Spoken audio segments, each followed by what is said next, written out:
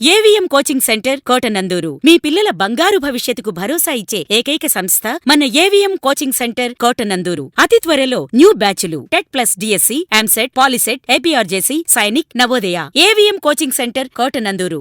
యనమల దివ్య గెలుపు కోసం పల్లెలు, పట్టణాలు కదిలాయి. వ్యాపారస్తులు, రైతులు, మేధావులు, రాజకీయ ఉద్దండులు, విద్యార్థి సంఘాలు, చదువుకున్న యువత, మహిళా సంఘాలు ప్రతి ఒక్కరూ బయటకు వచ్చి తమ బిడ్డగా, ఆడపడుచుగా భావించి దీవించి ఇంటింటా ప్రచారం నిర్వహిస్తున్నారు.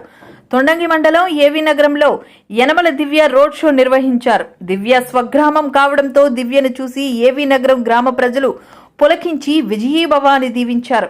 నీ వెంటే మేమంతా అంటూ గ్రామ ప్రజలు దీవించారు. నీ విజయానికి డోకా లేదు, నీ అడుగు జాడల్లో మేమంతా నడుస్తామని అన్నారు.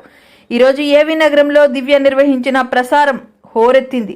ఇంటింటికి వెళ్లి ఓటర్ల ఆశీర్వాదాలు తీసుకొని నన్ను అసెంబ్లీకి పంపించండి, మీ సమస్యలు పరిష్కరిస్తా అని అన్నారు.